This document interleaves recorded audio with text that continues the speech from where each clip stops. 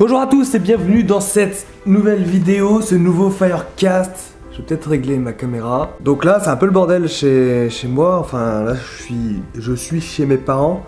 C'est un peu le bordel parce que je suis en train de préparer mon voyage pour Taïwan. Je pars dans quelques jours, là je vais partir pour Paris. Pour commencer, j'ai déjà commencé à partir pour Paris, donc c'est un peu le bordel. Je suis en train de m'organiser et aujourd'hui je voulais faire un podcast, un Firecast concernant une question qu'on m'avait posée il y a quelques temps de ça maintenant, mais qui me trottinait dans la tête. Ça me tracassait pas, mais ça me trottait dans la tête. Sur est-ce que j'y ai toujours cru pour devenir sapeur-pompier de Paris, uniquement pour devenir sapeur-pompier.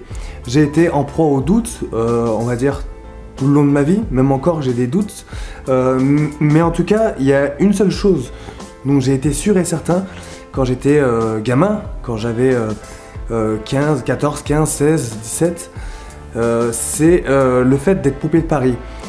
J'y ai toujours cru en fait, ça serait mentir de vous dire que c'était dur, c'était une période où j'ai beaucoup douté, non, en fait il y a une seule chose auquel je croyais plus fort que tout, c'est que j'y arriverais. En tout cas j'avais aucun doute, j'allais y arriver, tout simplement. Parce que j'étais intimement, profondément convaincu que j'allais réussir. Tout simplement parce que à l'époque où où j'allais candidater, il n'y avait pas forcément besoin de diplôme, il n'y avait pas besoin de permis de conduire, donc du coup je savais que je pouvais réussir. J'étais bon sportif, j'étais jeune sapeur-pompier, pompier volontaire par la suite, donc je savais que j'avais un bon dossier en fait, et j'y ai cru, mais plus que tout au monde en fait. Vraiment, s'il y a un seul truc auquel je croyais le plus, c'était que j'allais réussir à devenir sapeur-pompier de Paris. Le seul truc qui me faisait douter un peu, c'est les gens qui m'entouraient, à commencer par les profs. Mes profs, quand j'étais au lycée, tout le monde me disait mais non, ça va pas le faire et tout, donc c'est eux qui doutaient. Mes parents ils ont jamais douté, mais ils me mettaient le doute. Mes proches me mettaient un peu le doute, mais sinon moi dans ma tête j'étais convaincu que j'allais y arriver. Il y a d'autres moments dans ma vie où je me suis mis à douter, mais en tout cas je sais pas, c'était un peu comme une évidence. C'était vraiment une évidence. Toute ma jeunesse, je me suis préparé pour devenir pompier de Paris, en tout cas de 11 ans jusqu'à 18 ans à peu près, parce qu'à 11 ans je suis rentré jeune sapeur-pompier, ensuite je suis rentré pompier volontaire à 16 ans. Toute cette partie-là, je l'ai consacrée dans l'unique but de devenir sapeur-pompier de Paris. Après, je me suis pas non plus mis en danger, dans le sens où devenir pompier de Paris, c'est pas impossible en soi. Si physiquement t'es ok, si t'as pas d'inaptitude physique, tu peux devenir pompier de Paris. Si t'as l'âge, si t'as pas d'inaptitude physique, je me répète, mais c'est important, et si tu réussis le test de recrutement, c'est possible. C'est possible, vraiment. Et moi je le savais, parce que je m'étais renseigné à l'époque, internet, c'était pas trop ça, mais bon, il y avait quand même quelques infos qui tournaient par-ci par-là, sur des forums, et je me disais, si, je peux réussir, parce qu'il faut faire ça, ça, ça, et j'y arrive, en fait, j'y arrive. Et en plus, voilà, comme je vous dis, pas besoin de diplôme, pas besoin de permis, et ça je l'avais lu, noir sur blanc, il n'y avait pas besoin de ça. Donc du coup je me suis dit, mais si, je peux devenir pompier de Paris, j'ai 18 ans, quand j'aurai 18 ans, je pourrai devenir pompier de Paris. Alors du coup, je le savais moi, parce que c'était écrit, en fait. Donc du coup, j'y croyais, mais plus que tout le monde, en fait, et des fois ça me mettait un peu le doute, les gens me mettaient le doute en me disant, mais non, mais faut avoir des diplômes, il faut tu peux pas te présenter comme ça. Et en fait, voilà, moi dans mon esprit, j'y ai toujours cru. Après, les circonstances ont changé avec le temps. C'est que maintenant, il faut un diplôme et il faut le permis de conduire, chose que tu n'avais pas besoin avant pour devenir pompier de Paris. Mais c'est pas très grave en soi, parce que finalement avoir le permis de conduire et avoir un diplôme, c'est pas impossible, hein. Tout le monde réussit ce genre de diplôme, et il faut les avoir pour devenir pompier de Paris.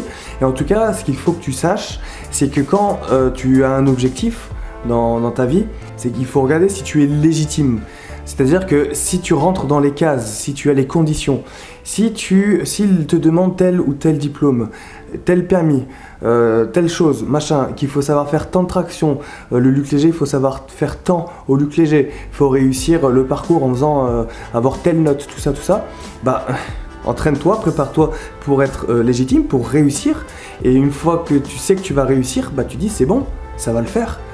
En sachant que pompier de Paris c'est un recrutement, c'est pas un concours. Pour devenir sapeur-pompier professionnel, c'est différent. T'as beau te dire dans la tête, je serai sapeur-pompier professionnel, c'est un concours, c'est un peu plus difficile, il y a beaucoup plus de monde au départ, pour peu de place, peu d'élus. Donc du coup c'est un peu plus la bataille, mais c'est pas impossible. C'est juste pour te dire qu'en fait il faut juste avoir l'état d'esprit de la réussite en fait. Il y a des centaines de personnes qui rentrent pompiers de Paris chaque mois, peut-être pas des centaines, mais voilà, entre 80 et, ouais, on va dire entre 70 et 100 par mois. Donc pourquoi tu n'en ferais pas partie? Pour devenir sapeur-pompier professionnel, c'est pareil. Je sais pas combien ils recrutent quand il y a un concours, mais pourquoi tu n'en ferais pas partie? Donc voilà, c'est juste un message un peu d'espoir pour les personnes qui doutent d'elles-mêmes, qui ne croient pas en leur capacité. Il faut simplement se préparer, que ce soit physiquement, mentalement, moralement, et mettre tout en place pour réussir. C'est pas impossible en soi de réussir dans ce domaine-là pour devenir pompier. Et si tu veux devenir sapeur-pompier volontaire, encore moins. Parce que là, parfois il va y avoir un recrutement, il y aura peut-être des tests sportifs, mais il suffit de se préparer à ce qu'on t'a dit qu'il y aura dans le recrutement. Donc c'est vraiment pas impossible en soi. Je reçois pas mal de messages de personnes qui doutent et qui me demandent en me disant mais est-ce que je vais y arriver? Est-ce que tu penses que j'ai les capacités d'y arriver? Bah moi je pense que tout le monde peut y arriver déjà, ça c'est une belle chose, en sachant que moi-même j'y suis arrivé, je suis pas non plus, je sais pas, je suis pas Léonard de Vinci, je suis pas Usain Bolt, je suis pas un sportif de haut niveau, même si à l'époque j'étais pas mal, mais en fait je m'étais vraiment rattaché au sport pour pouvoir sortir du lot parce que j'avais rien d'autre en fait. Mais voilà, c'est juste un état d'esprit, juste une mentalité. Si tu as un objectif, tu regardes ce qu'il faut pour y accéder et tu fonces tout simplement. Enfin, le message il est simple, il est clair, mais si tu mets pas en place ces quelque chose, bah tu n'y arriveras pas tout simplement et tu te mettras à douter et tu vas peut-être échouer tout simplement. Alors que si tu mets en place une stratégie, si tu te lèves le matin, que tu dis bah allez je vais faire ce sport pour me préparer, machin, je vais me préparer à l'écrit, etc., etc. Je ne sais pas hein, quel concours tu prépares, mais en tout cas il faut vraiment mettre toutes les choses de son côté en fait, toutes les chances de son côté pour réussir tout simplement. Et c'est ce que j'ai fait moi quand j'avais 16-17 ans. J'ai vraiment organisé toutes mes journées pour réussir. Et il n'y a personne qui arrivait à me dévier de ma route. Souvent, je me rappelle, les week-ends, on me disait « Vincent, viens, on va faire la fête ». Mais moi, non. Je devais, le vendredi, hein, c'est dans ma tête, je me disais, je me devais d'aller faire mes séances de grimper de corde, parce que j'adorais ça déjà.